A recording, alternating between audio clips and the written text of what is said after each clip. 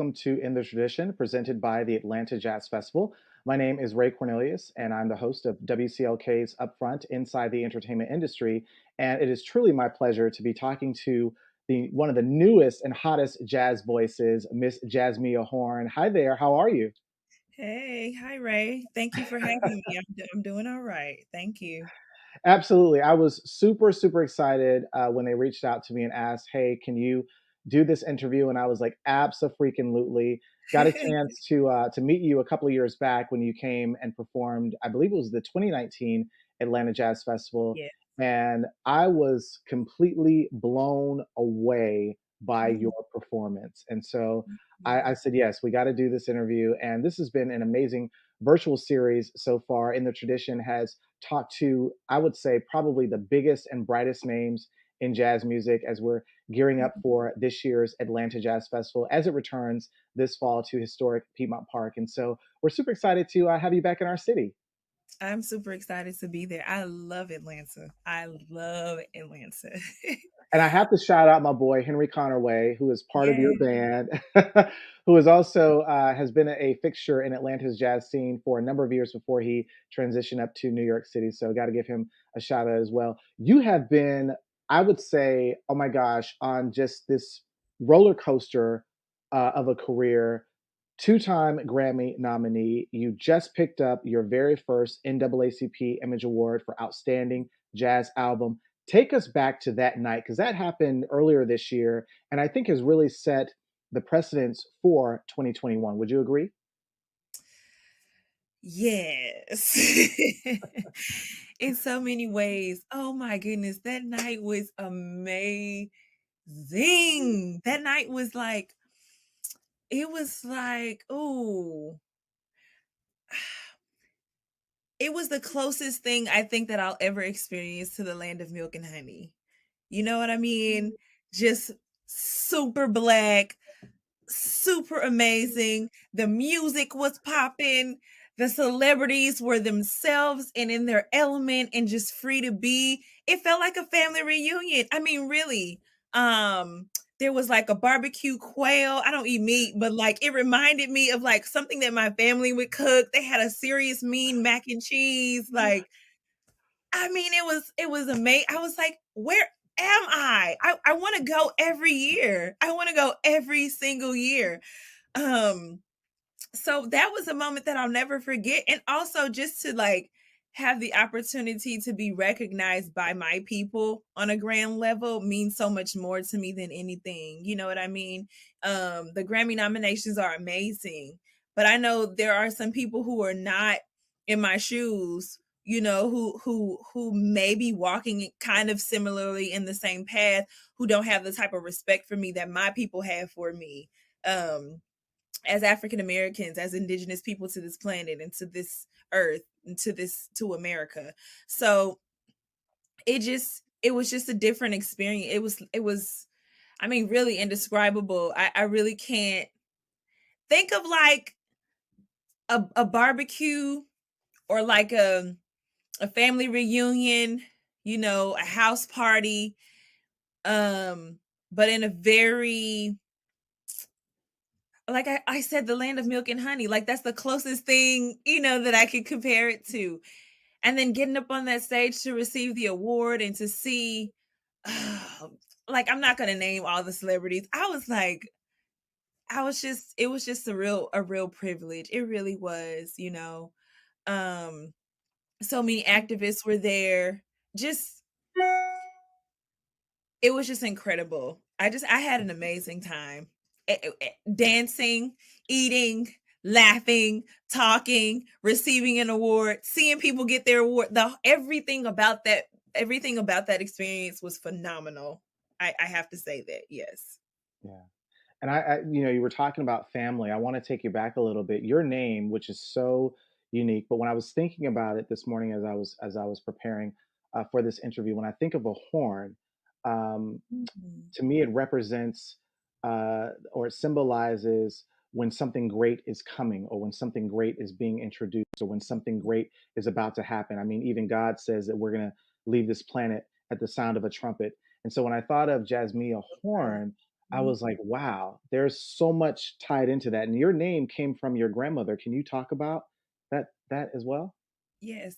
So all of my names, all three of my names, and my middle name, I'm just recently getting into and really understanding. So my grandmother Harriet Horn, or Harriet Curtis Horn, because she was a Curtis before she was married to my grandfather. So she was a pianist. She was an educator.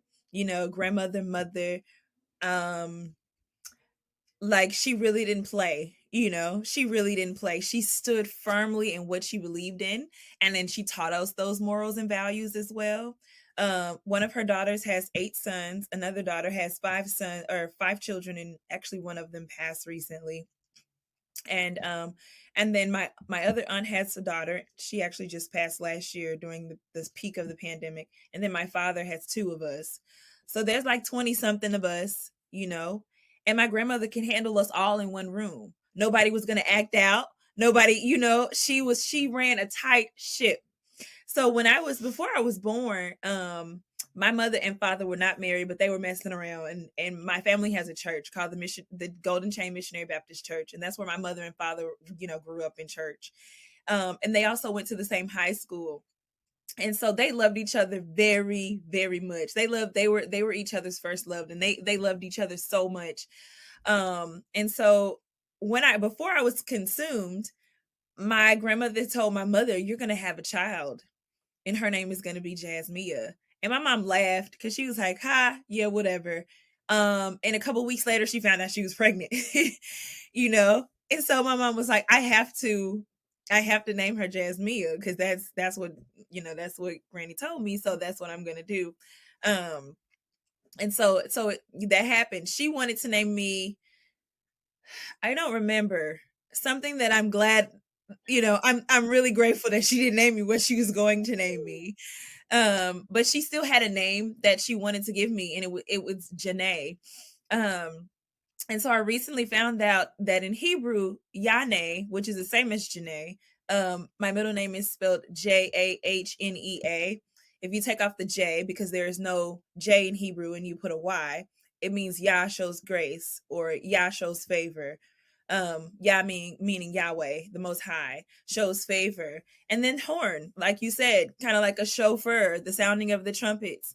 I just think that that's beautiful, and I'm thankful. I have not always liked my name. In fact, when I was a little girl, I hated my name because I didn't know anything about jazz music. I actually hated it. People would call me Jazzy. It's like, no, I'm not jazz-ish or jazzy. I'm Jazzmeia. Don't ish me. Don't do that. And then when I got older, it was really difficult for me to get a job. You know what I mean? Like they see Jazzmeia on an application. There's no way I'm getting hired. And that was really a tragedy for me. Until I really started walking in my purpose, until I really, owned my craft as a musician, as Jazzmeia Horn. But before then, I had a hard time living with my name. And like most artists, I think the legend is always, you got your start in the church. You Yes. started singing in the church, and you also attended Booker T. Washington High School, which is also the home to Nora Jones, Roy Hargrove, and Erica Badu, who are all, I think, big names in terms of jazz music and soul music. So, talk a little bit about coming from that lineage of great artists and coming out of that high school and what you learned. And when did you decide that jazz was going to be your path? When I before I went to that school, I was actually so half of my high school career I went to a performing arts school, but the first half I went to a public school. Um, and just I had really bad experiences there. I was like one of the people who was, just outspoken and outgoing. I was part of an emo band there, didn't know anything about jazz. I was listening to songs and had a band that was very much like a Nirvana or a Korn or a Killswitch Engage or um the Black Parade, like these different punk emo bands, and I was involved in that heavily. And I really understood what it was like to be a musician. That was like the first time that I understood what it was like to be a musician, because we would have practice every day in our garage. So that was the first time that I got my discipline for music, but also when I was there, I was in the JROTC, and I did that for 4 years actually, junior high and in high school, because I thought I was going to go into the army. I didn't think that I was going to be a musician by the time I got to junior high school. And then I kept auditioning for Booker T. Washington. My mom didn't want me to go. She just kept saying, "You don't need to be a musician. It didn't work for me. You know, it didn't it didn't work for your father. So just, do something else with your life." And I was like, "Ma, I just want to sing. I don't want to do anything else. I just want to sing." And so I had an aunt, her name is Tracy. Thank you, Aunt Tracy. She took me to Booker T. Washington audition without telling my mom. We snuck to an audition. She prepared me, she explained to me arias and sight reading and sight singing, all these things that I knew nothing about. Southern Baptist Church, didn't know anything about ear training or theory. And she taught me a little bit about it so that I would be at least a little prepared and know a little bit of something when I went to my audition. And so those first two auditions, I didn't make it. By the time that third audition came around, I got in. And when we told my mom, she was devastated. My mom was devastated. But when I got there was so much that was so inspiring for me, because I was seeing people who were 14 and 15 and 16 writing their own compositions, understanding theory, practicing, the importance of having that discipline to go and actually practice and put time in and effort into their music, auditioning for IAJE, which doesn't exist anymore. Really going into like the Thelonious Monk Institute or the Thelonious Monk competition, auditioning for that, or the Sarah Vaughan. All of this stuff I had no access to in the urban neighborhood that I grew up in. So going downtown to the Arts District in Dallas and really having that opportunity to understand what it's like to be a musician, that really helped me to develop my career in such a different way. And all things that were not related to music or being a musician were pushed off to the side. I had bought myself a plethora of CDs. I did more chores so I can buy some CDs, because there was not a lot of iTunes and Spotify and all that didn't exist at the time. So, I was taking my cassette tapes and practicing and hearing different Sarah Vaughan solos and Betty Carter and whoever else. And I was like trying to transcribe as much as I could to kind of get that sound in my belly and get it in my soul, so that I could actually really be able to speak it. You have to learn the language, and all of that really helped me. I had a teacher named Roger Boykin, and he had given me a CD, a compilation CD with all these different singers. And I learned, it was about 30 songs on that CD. And I learned every single one, note for note, phrase for phrase, breath for breath. And that was the beginning of jazz for me. Wow. And I have to say, I mean, to have seen you perform live, again, as I was doing my research, I was like, it's almost like seeing Beyonce. And I don't know if you've ever seen Beyonce, and it's like an experience. It's not, you don't just give a concert, you Mhm. give an experience. For someone that is there, it's like, this is a moment. Like, this is more than just someone getting on stage and showing us that they can sing and that they, know jazz music and things. You give an experience, and you walk away from that like, what was that? What Mm. did I just encounter?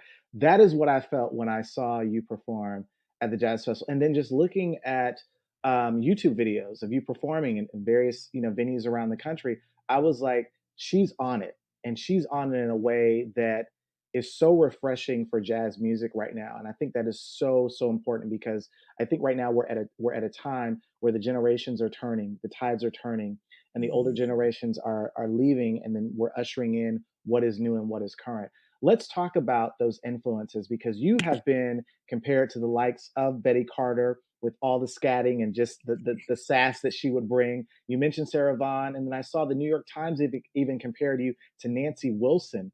Mhm. Who were your influences in terms All of, of them. yeah? And let's talk about that. Um, well, I will start with the top three: Sarah Vaughan, Betty Carter, and Rochelle Farrell. Okay. Those are my three angels. Those are my pillars of women that I have to always go back and revert to. There's so much of their music, their live performances, their albums that I'm still listening to and still just kind of enthralled into. It's really, it never gets old to me. It never gets old. Every time I listen, I find something new that I hadn't heard before with those three, right?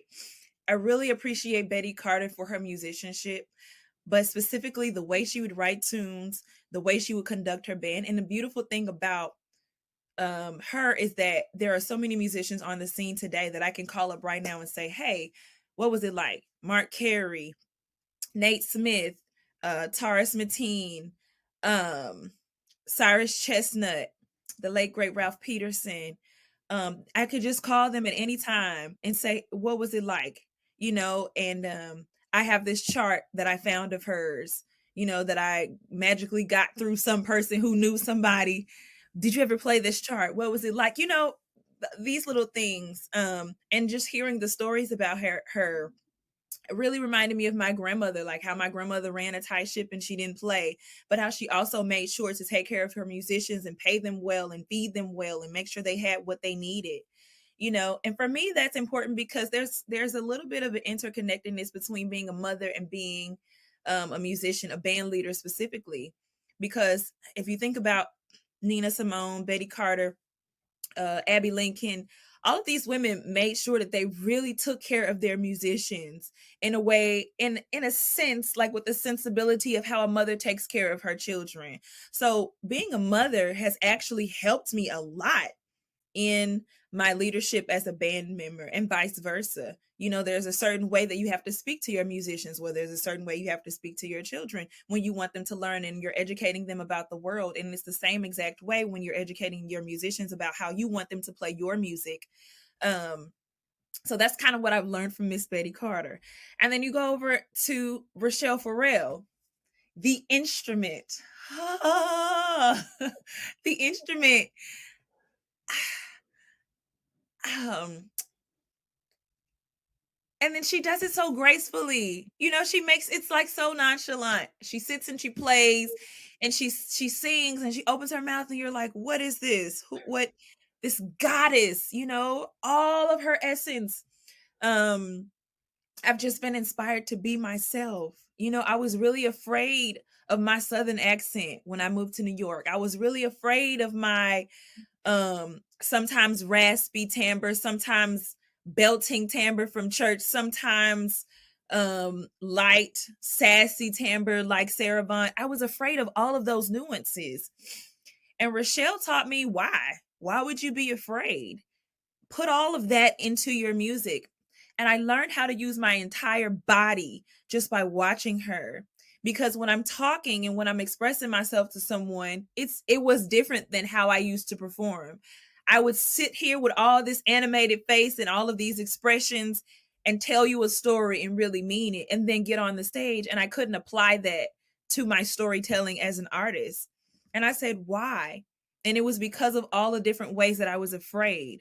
You know, I would see all of these other women get on the stage and just be cute with their little microphone and their cute little dresses and things, and not necessarily be about the artistry and be about the music.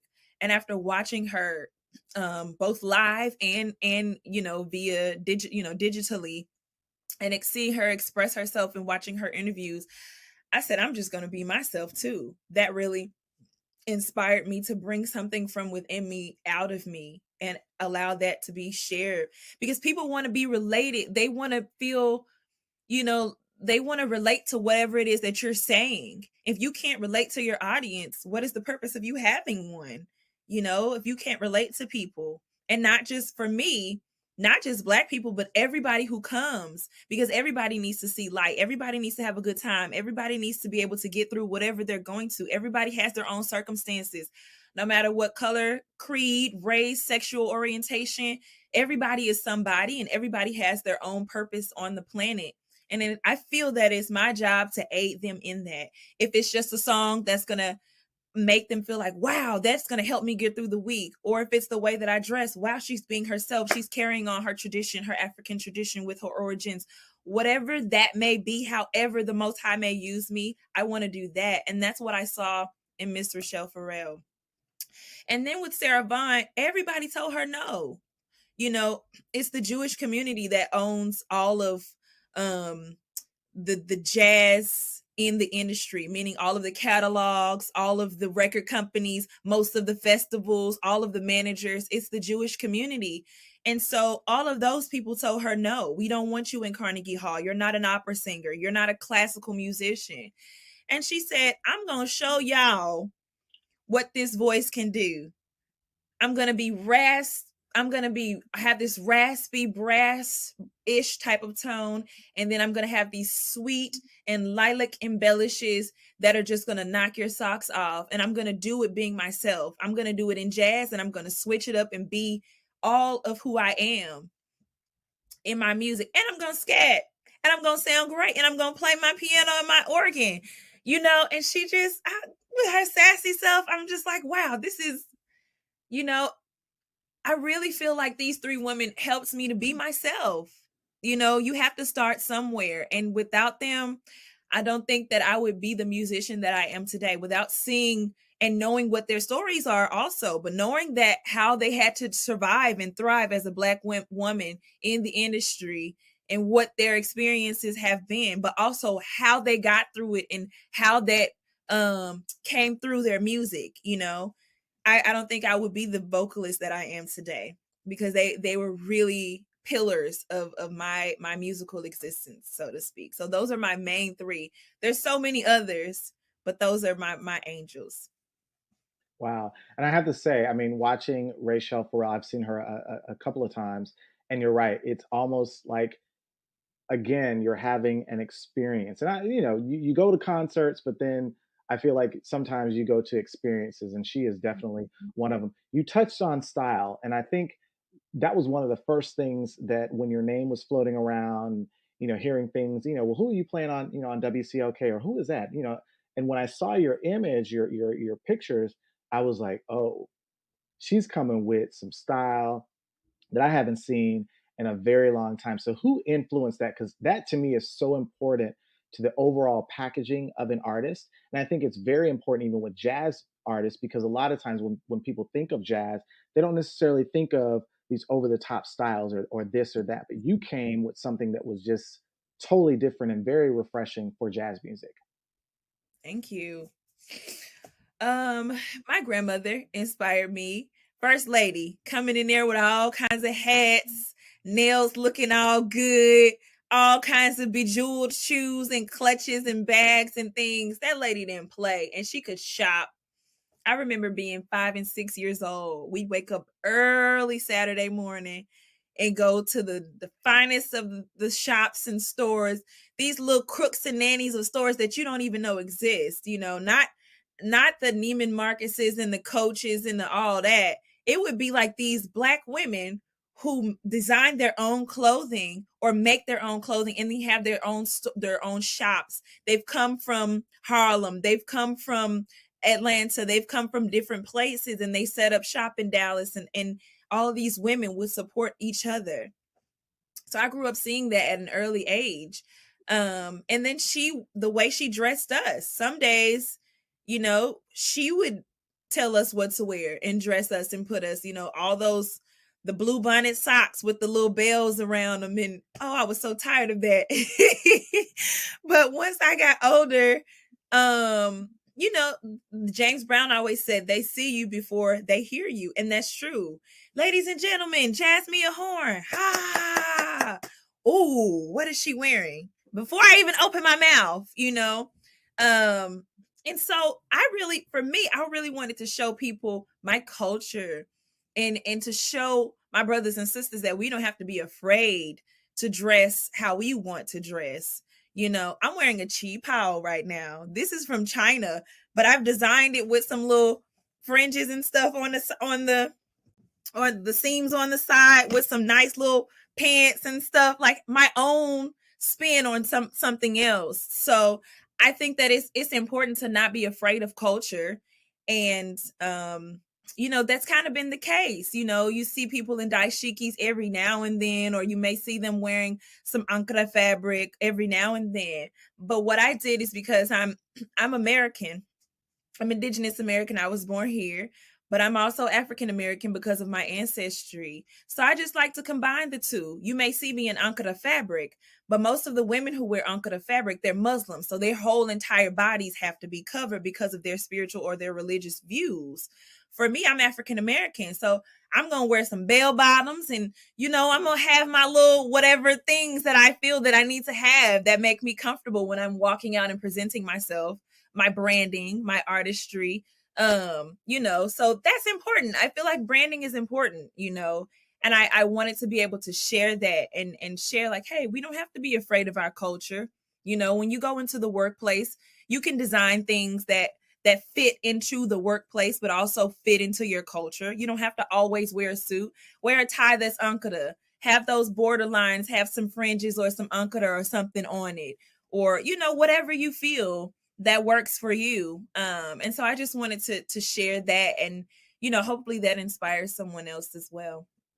Absolutely. I want to get into the music, and I heard as I was saying earlier, I was doing my research. I heard we have a big band project that is coming, but Yes. before we talk about that, let's go back to Love and Liberation, which was your album Okay. that got you that NAACP Image Award, and how you were able to weave in, as you mentioned, culture. You were able to weave in to the music what was happening in America at that point. So let's talk about that album.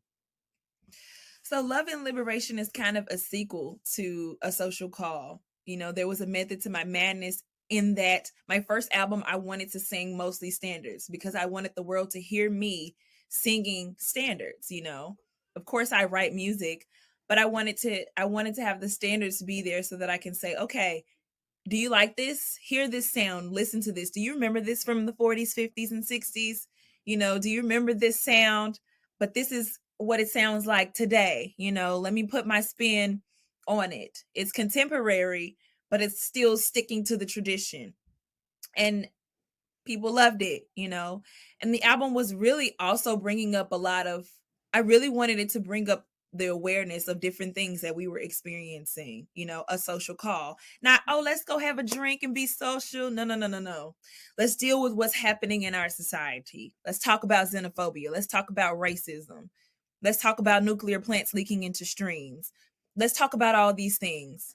And if you don't know about them, let me just put it in a song so maybe you can just hear it and then you can go do your own research, that little small seed, that mustard seed, you know what I mean?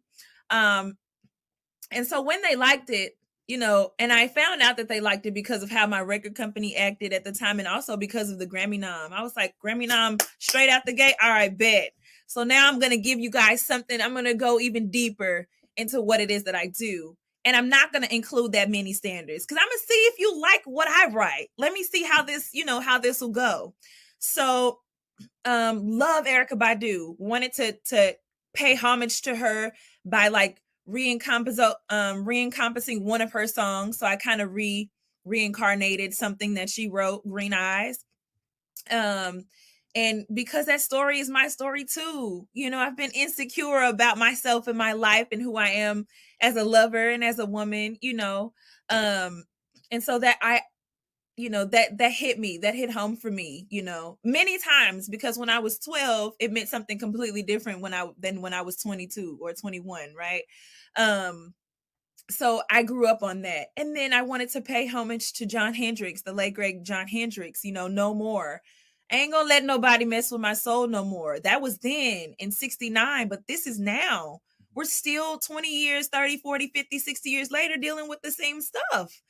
So same mashed potatoes warmed over. And then I wanted to give a little bit of my original compositions. There's When I Say, which was something that one of my daughters said to me one day. And I was like, oh, and it made me realize how sassy and how I am as a person, having children. They are a reflection of you. So I wanted to pay homage to them too. Thank you for helping mommy write these songs. And then there's a song like Free Your Mind. I feel like there's so much going on in our society right now, with the media and the social media and all these different things that are just being colors and sounds and vibrations that are being pierced into our thought process and our minds.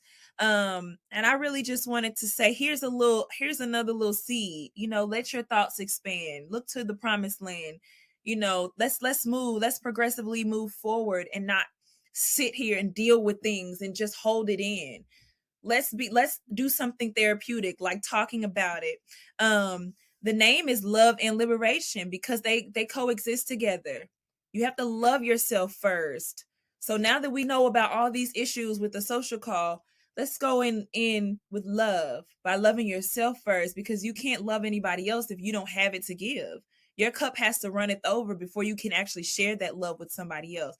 But once you get the love, go ahead and liberate yourself. Be free in that. Express that. Share that. Find out what that means for you specifically as one person. Find out what that means to you, that love and that liberation, and then live in those elements. Dwell in those elements. So the album speaks to many different ways of love for a community, for yourself, for your lover, for your partner, for your family.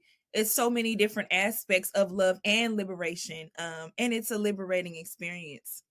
So yes. Yeah, absolutely. No, I love it. And "Free Your Mind" is one of my favorites. I mean, whenever I hear that song, it just you move to it, but then again, I'm listening to what you're saying. Mhm. And it's definitely what we need to hear right now in the midst of everything else that we're being bombarded with. Like you said, the social media, the stuff on the news, we're reading it, in the newspapers. This will help you to, like you said, free your mind.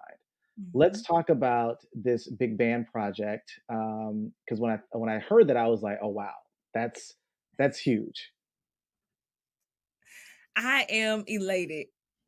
I don't want to share too much, but I am so excited. Oh, I'm so excited. Um Will these be new songs or will these be jazz standards? Mostly new songs, but a few standards. I threw a few. I'm like, I threw a few standards in there, and actually, some of them are not jazz standards. In a sense that the Erykah Badu song is not a jazz standard, but when you listen to my version of it, you're like, oh, I get it. So I've done that same thing with some songs from other composers, whose names I'm not going to say at the moment. Okay. Um, but it's big band and it's orchestral. So some songs have strings and some songs only have the big band. Um, so in the history of jazz, I'll be the first woman to write the songs. Actually, I'll be the first person to write and sing. Most people just sang or wrote. If you think about somebody like Duke Ellington or Count Basie, they would just write. They wouldn't actually sing. And then you have somebody like Maria Schneider. She's not a singer, but she's a great composer and a great musician. So she's composed so many different songs and done a lot of arrangements. But I'll be the first person to actually write and produce and sing, because this is not something that I'm releasing with the record company either. This is my own project. I'm doing it all on my own. And so I decided to do a documentary to go with it, because I am the first woman. So you'll get to see a little bit into my life and the process and what it's like for me as a mother, my motherhood, my musicianship, how I run my band, how I run my rehearsals, how I write my charts. Um, a lot about the process, because people need to see the process. And then the important thing about that is it's during the COVID. It's been during COVID time, so it's not how I would actually usually get it done. I've had to make make do with what I have. And that's very important. I really want to share my story now, because there are a lot of women or a lot of people who have been through what I've been through, the traumatic experiences as well as the great experiences. And I want to share that it's okay to claim when you are a victim. It's okay to claim that you have been victimized, but it's also great to walk in that victory. You don't have to hold that on your shoulders. You have to let that weight go. My grandfather used to always say to me, he used to tell me this story about the man with the bag or the sack. He would say, "You ever heard about the man with the sack?" And I'd say, "No, granddad," because I was tired of hearing his stories, right? I'd be like, oh, "No, dad, no, granddad."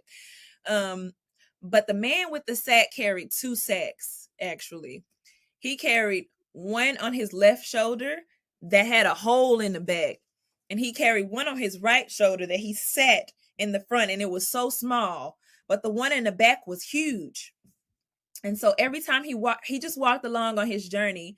And every time someone said something negative or ugly about him, he put it in that sack that had a hole in it that was facing towards the back.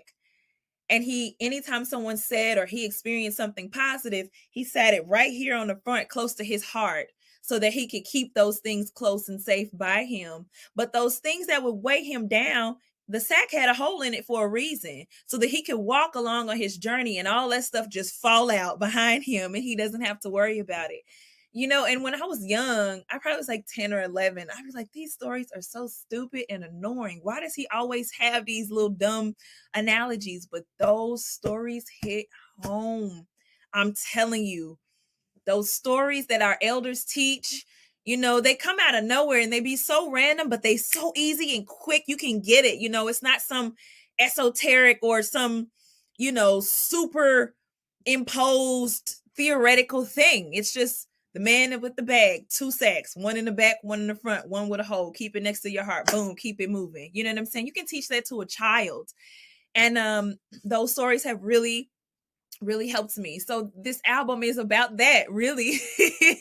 It's about, we've had a social call, we had the sequel, which is Love and Liberation. It's just a step forward. And I can't also, it's a work in progress right now. We're going into the studio next week. So I'm not going to tell you the title, because when I finish recording, it might change. I may change it. So I won't share that either, but just know that this project is about to be lit. It's about to be so amazing. I'm stoked because I'm doing everything on my own. And there's a lot of poetry involved as well. There's so much poetry. It won't be an album that's like, okay, this song has ended, now we got to go into the next song. It's going to be like consistent movement. Each song bleeds into the next song. It's a whole arc. It's not just, oh, I put this song here and that song there. Wow. Nobody's in control but me and the Most High, and I'm producing it and everything. So there's no producer to say, oh, this doesn't sound right. That doesn't, it's, I'm putting my all into it. I'm putting my everything into it. So I'm excited. I hope that this is new music that we're going to hear when you return to historic Piedmont Park this fall for the Atlanta Jazz Festival. How excited are you to be returning to Atlanta? Really excited. As a matter of fact, I'm coming in a couple of days early just so I can eat some good food and hang out. I love Atlanta.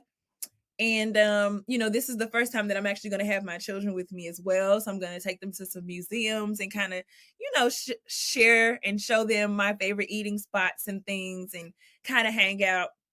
And I'll have Henry to guide me. Henry won't be playing this time, but I'll definitely have him and Russell Gunn and a couple of others to just say, oh, check this spot out, check that spot out, for me.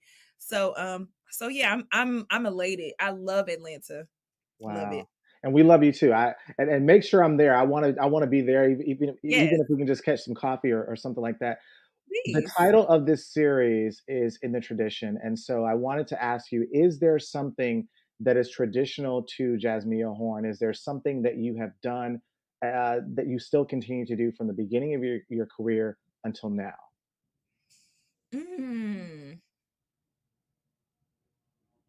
Well, there's a bunch of different things. I write down a lot of my thought processes, for projects, but not just projects in general. Like when I have something on my mind about the music industry, about life, whatever, I write it down. And then the same thing with my prayers. I always write them down so that I can be in gratitude for what I prayed for when it does come to pass. And then looking at all three of those things, my prayers, my future, and then my past, what I've written down, my thought process, most of the time I'm manifesting, because manifestation starts with a thought first. You have to think about what it is, and then you have to visualize, you have to see what that is. And then you write it down, and then you speak it into existence with the prayer. You're speaking it into existence. So that's like kind of like the stamp. I've thought about it, and then I've seen it, and then I've written it down. So now it's not in my head anymore. It's actually on paper. It's written down. And then once I read it, I speak it when I'm reading. So I'm speaking it into existence, and then the next thing for it is to just happen. So, manifest success. That's been my tradition. Absolutely. Jazzmeia Horn, thank you so very much for being a part Thank of you, In the Ray. Tradition. Again, she is returning to historic Piedmont Park this fall as part of the Atlanta Jazz Festival, and we cannot wait to see you. Much success with this new project. I'm excited. I can't wait. I'm gonna be checking out your IG page to see when all of that information drops. And again, we look so forward to seeing you perform this fall. Thank you so much, Ray. I'll see y'all soon.